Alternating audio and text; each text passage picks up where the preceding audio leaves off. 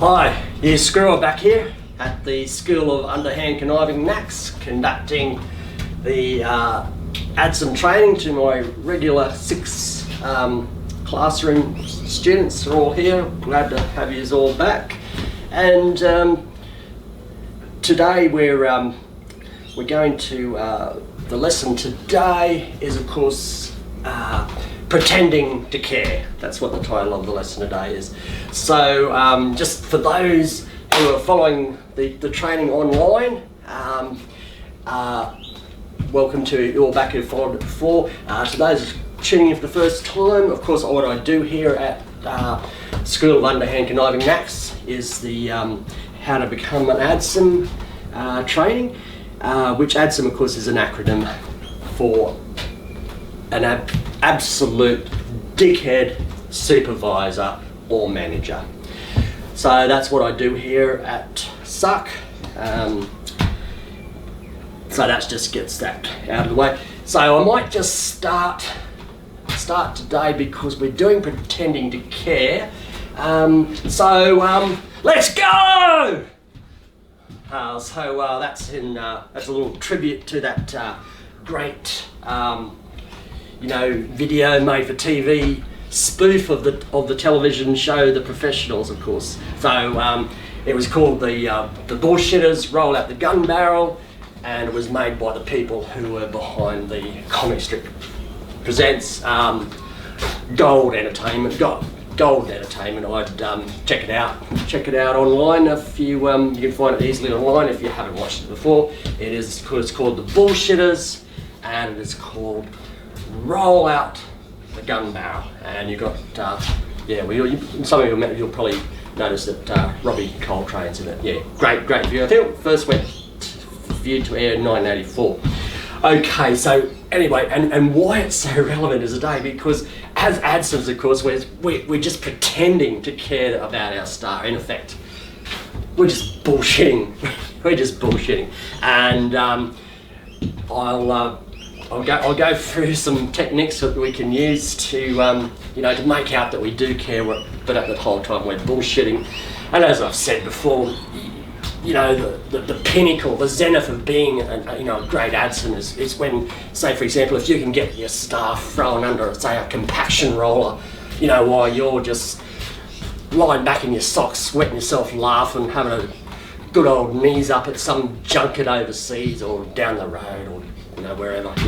That's the pinnacle. That's the zenith of being a great ADSOM. That's what we all aspire to. So we don't really care about stuff, but what we do, we try to make up that we do. Like if when I said the bullshitters, it's so relevant because of the name, because that's what we're bullshitting. If we put layer upon layer upon layer upon layer of bullshit and bullshit systems around our staff, it's kind of like there's so much of it wrapped around them. It's kind of like an embrace. It's a very cynical type embrace. It's not a you wouldn't call it a loving embrace or a friendly embrace by any means. But it just sort of gives it's gonna fool some people anyway. Whoops. Just little Kirsty just fell down there.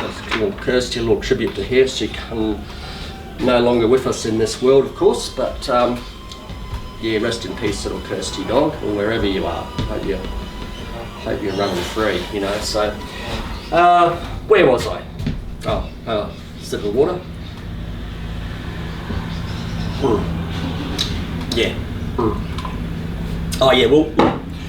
With my elite training school, which I conduct in with the assistance of my esteemed colleague, Miss Serendipity Ubiquity.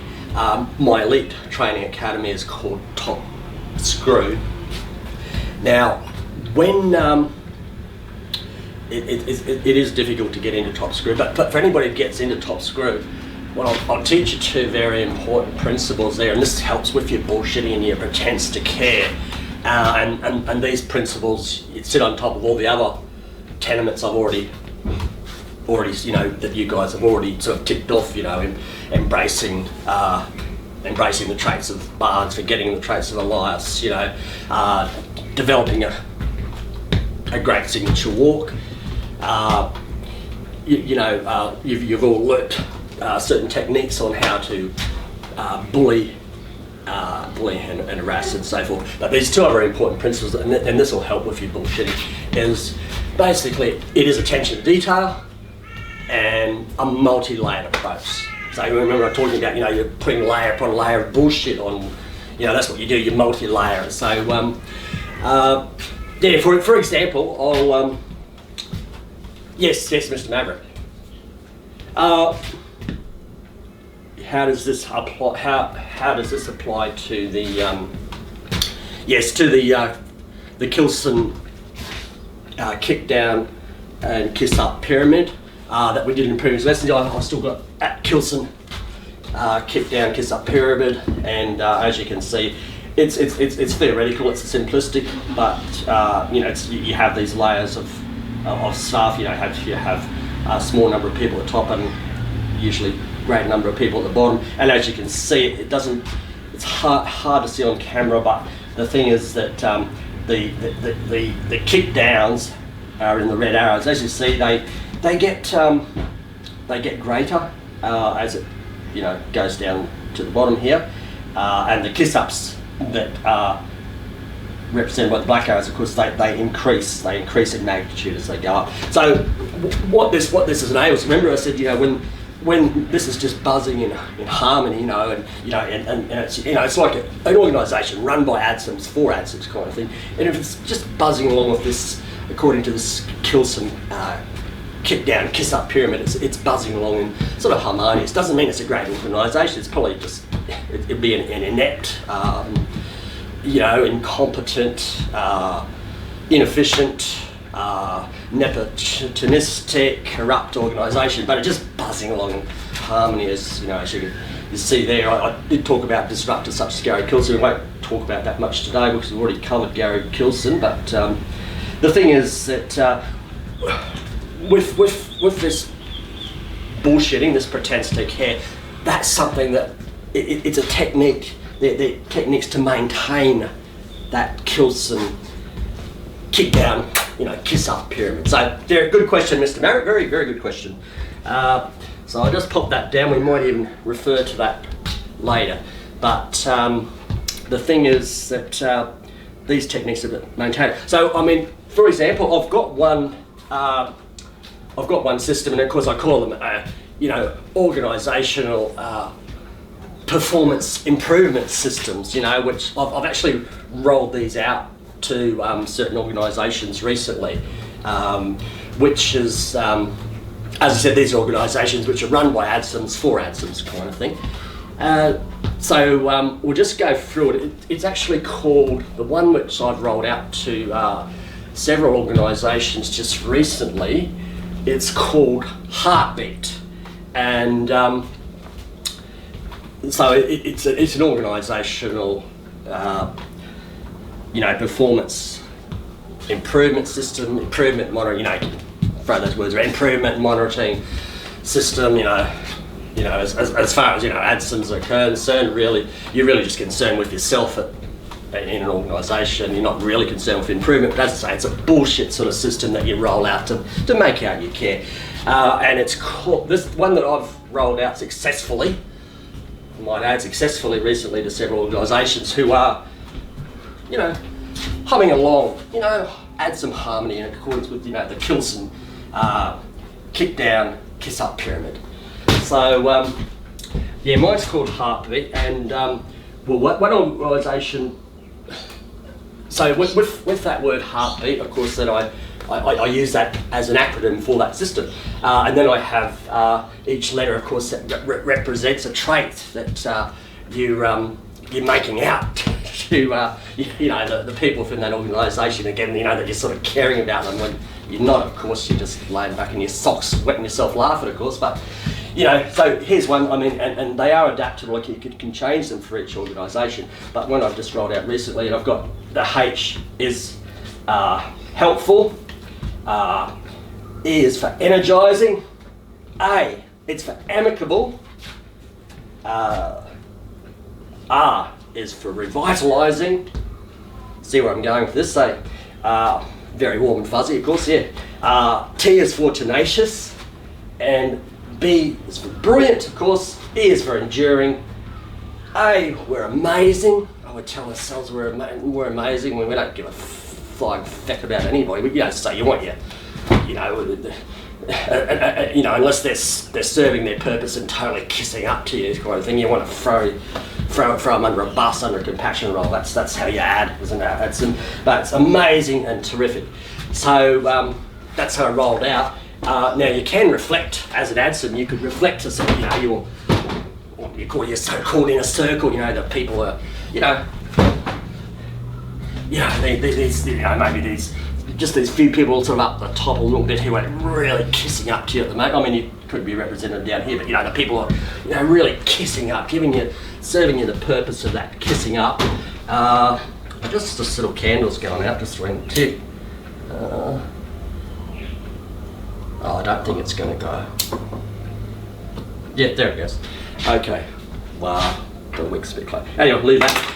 So, so you get with your inner circle, the people, who are your closest, you're looking after them for the moment anyway, for a couple, look, as an ADSOM, they're all disposable ultimately. They're all disposable. If you really need to get rid of them in a year or so, you'll work out a strategy to do so.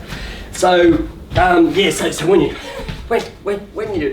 you sort of, holding audience, with your inner circle kind of thing, it might be even just for example, with the very good boys, which I mentioned as favourites, ADSOMs, at one of their ceremonial meetings anyway, and you go, we've rolled out this organisational performance system, and it's called helpful, energising, amicable, revitalising, tenacious, brilliant, enduring, amazing, terrific. But here's what we're actually doing with these people in this performance organisation. You tie it in, you refer it to your corporate plan, your code of conduct, and your ethical standards, which of course, all these things are pretty well oxymorons with ADSOMs anyway. But this is what our system is actually set up like. It's actually set up to be horrible, egotistical, ambiguous, and is great for ADSOMs because you don't want to let people tie you down, where, you meant this, you said that, no, you want to, if something might be red one day, but, the next day, your ads, I always said it was blue, ambiguity, and, that's a great one for ADSOMs, being ambiguous. Reckless, of course, just barns, sorry, a little Kirsty.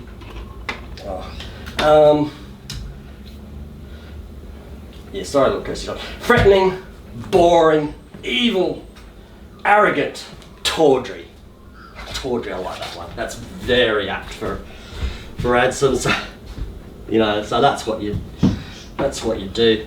So as I say, just organisational things, and you get tired up, and and you have what other things, you come out with some great little sayings and phrases, fit for purpose, that's always a good one. Connecting to purpose, that's even better. Leading the change. You're an ADSOM, as I say, your whole aim is to be off as many junkets as you possibly can and just leave the shit to be coped with and copped by the other staff. So you just as I say, emphasise layer. Remember I said attention to detail. Which is why you roll out this detailed plan. You can even a couple of your kiss ups. It gives them a job for a couple of years. You give them a job and probably a pay rise for a couple of years while they go around and roll it out. And then after a few years, it'll be just sort of probably on the sorry little Kirsty dog. Probably, you need to do something else sort of thing, to just kick that layer of bullshit. So you might just get rid of it. We'll just move to something else. It won't be called heartbeat. It'll be called, rhythmic beat, or bounce, or if you just want to get very, very, generic, that's the basics. Okay, you just stay down there, little Kirsty dog. Just the basics, just moving forward, going forward, Where do we want to be? You know, crap like that, you know. That's what you do. Yes. Tears fears. Okay, tears fears, yeah. Oh, okay. So tears of fears is actually, he said his brother works at an organisation and they've just rolled out this new, what they're calling it, an organisational performance system, and it's called Pulse. Pulse, is it? Pulse, is it? And don't tell me the name of the organisation. You're not on the show. Tears fears, because I don't promote any particular organisation. All that. So it's called Pulse. So is that organisation? Is it basically? Is it run by ADSOMs for ADSOMs? Does that fit how your brother and you know it as? It does, eh? Yeah. Okay. So they just called this thing Pulse, and this Pulse is that an acronym for something? No, it doesn't stand for anything. Well, look, I would say that's pretty moronic, even for ADSOMs to roll out something like that. I mean, Pulse, you know, what do you think of it? Pulse, you think you check somebody's pulse when they're sick kind of thing. It's very poor, it's tawdry. I don't think it'll work, and unless the organisation, of course the people have just been, you know, they're just sort of, they've just been over ADSOM for years, that they, you know, that, you know, remember we talked about Gary Kilson being a disruptor, you know, when he was in the organisation, because not only was he a good ADSOM, he's good at the processes of, you know, kissing up and kicking down, but then he'd just sort of, remember he'd kick sideways, sometimes he'd kiss down and kick up, you know.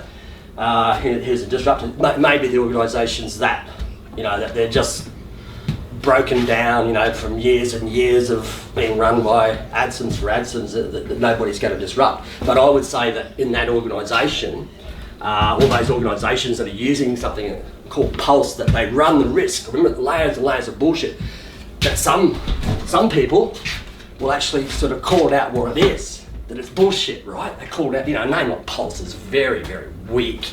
And I'll get onto why Heartbeat's so good in a couple of minutes, but you know, they're tempting fate, you know, of giving some, you know, some credence and some fuel to disruptors, you know, and disrupt the you know, the nice harmonious ADSOM humming along, kick down, kiss up, pyramid.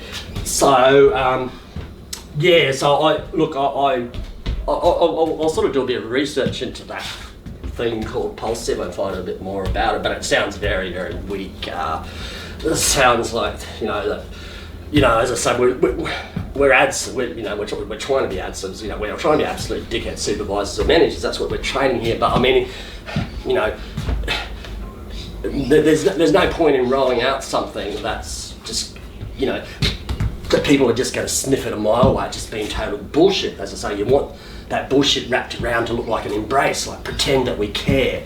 So I think, I'm not saying that it should be totally thrown out, that Pulse, but it does sound very, very weak, and I'll do some more research in it.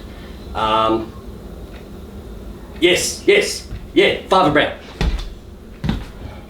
Oh, yeah, very good question, that reminded me. Yeah, so I was going to get onto why Heartbeat. We'll just for example, why Heartbeat.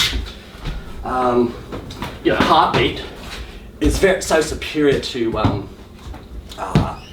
something like Pulse. Something like Pulse, it just doesn't sound right. You know, we've got these things, you know, and you know, you could change those. You know, you could change helpful to hopeful. You could, you know, change energized to energetic, and you know, so many things you could play around with. Yeah, terrific, tenacious, and that, different words.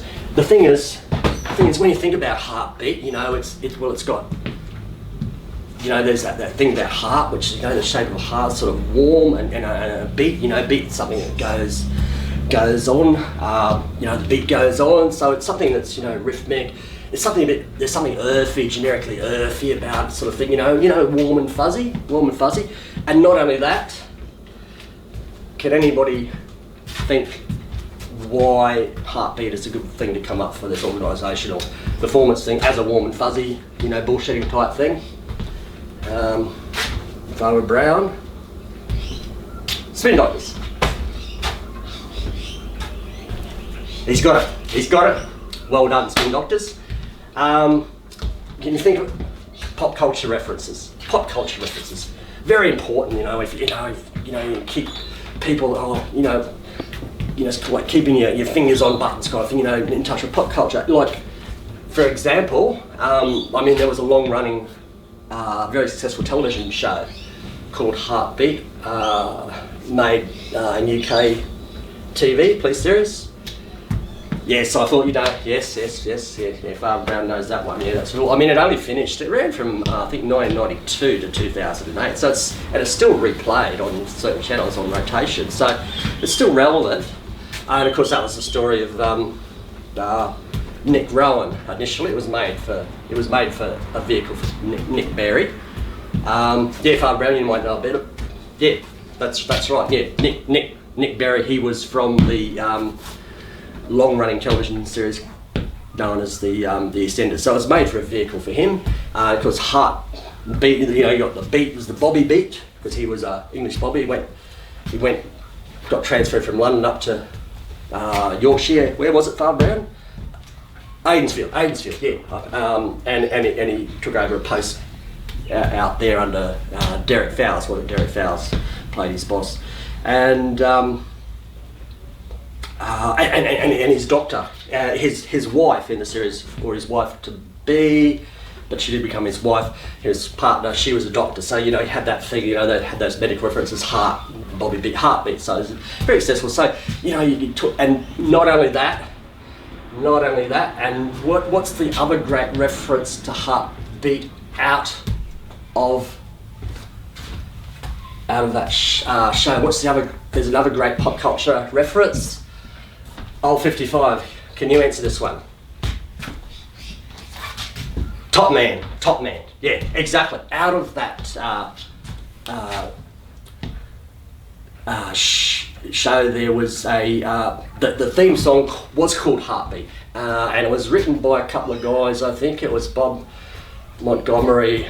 There was a couple of guys wrote it, and they wrote it, and it was recorded in 1958 by who, Miss Old 55? Buddy Holly. Buddy Holly first recorded that song. And can anybody tell me who sang the version in the 2008, 1992 airs to not 2008 TV series Heartbeat? Who sang the song? Farmer Brown. Okay, yeah. Exactly. Yeah. Nick Berry, who played Nick Rowan, who was, you know, like the leading actor in the show. Yeah, they actually recorded another version of that originally recorded by Buddy Holly song Heartbeat. And it actually made number 2 in the UK chart. So you've got that pop reference. A lot of people still know the song, you know, Heartbeat, you know. Why do you miss when my baby kisses me? You know, very catchy. So, you know, so you could use that. You could use that as an ADSOM. You know, you're coming going down in your meetings. Of course, you're not using your signature walk, and you can do a bit of a heartbeat. Why do you miss when my baby kisses me? And you can, you know, get the glutes going. You know, that sort of shit. You know, go when you're walking a heartbeat, you know, because everything you come in, you know, we talk about, oh, we'll make sure that the heartbeat. Yes, William Shakespeare. So William said, you'd be reinforcing this heartbeat thing all the time. So William asked, would you check all your stuff, you know, everything you do has got to be heartbeat compliant. Well, it's a good point, very good point, William Shakespeare. Looking very stylish today, by the way, to Bill.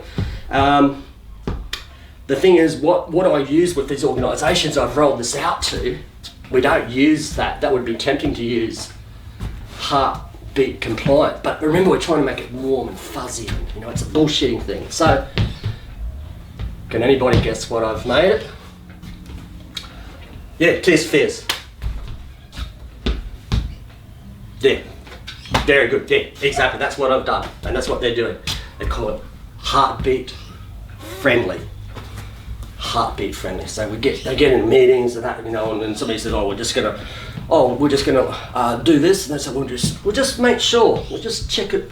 Make sure it's heartbeat friendly. It's a heartbeat friendly practice." You know that. You know, and all kiss-ups, you know, kissing up all the time, you know, they can't wait to say heartbeat as many times as they can in the presence of, you know, of their superior ADSOM above them, you know, heartbeat this, heartbeat that, you know, they'll probably be singing the song, they probably, when he or she's singing the song, they'll sing along with them, heartbeat, why do you live when your baby kisses me?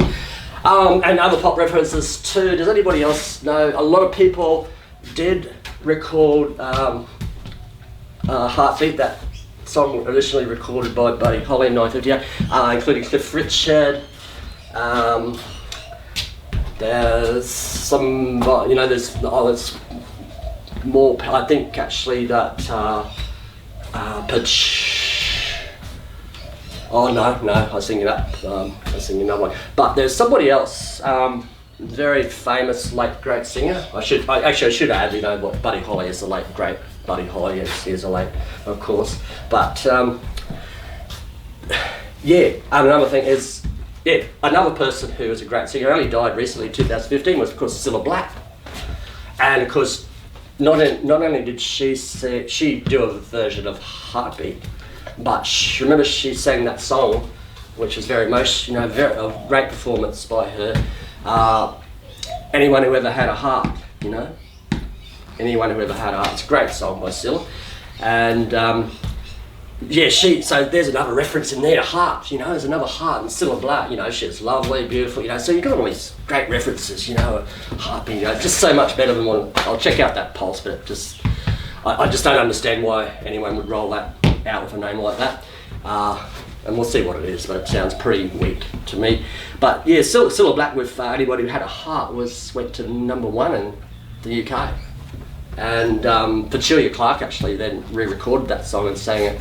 I think she made #7 in France. She sang it in French. I think she sang it in Italian too. So just all these wonderful references. So you get the picture. You know, let's say we pretend to care. Pretend to care. That's what we're trying to do as an ADSOM, when you don't care at all. You care about yourself, of course, but not really about anybody else. So I think that's all for today. Thank you guys. Thanks for your attention, your cooperation, your participation. Yeah, you've been very good class today. Now, I'm doing it again, or seemingly doing it. I'm saying all these compliments to you. Am I? Yeah, spin doctors, yeah. Embracing Elias, embracing the traits of Elias. Right, but to be truthful with you, if I was talking to my staff and I did those things, I'd be giving them compliments, but I'm not actually embracing Elias because I'm actually bullshitting. You know, there's a subtle thing, and we'll do more work on this with a subtlety. You know, it's a pretend to care. So I'm just saying, you're really good and you participate in that, and all the while I'm hoping that they just, you know, when they go out there and just get run over by a compassion roller, you know, or a bus. So it's a little bit tricky to understand because, you know, remember I said, you know, we're going to check like with Phantom Agents. We're going to remember that we're ADSOMs, you know, that we don't embrace the traits of Elias. But the thing is, you know, Sergeant Elias as in platoon. So it's a bit tricky that, but yeah. Okay, get out of here, you punks. Let's go!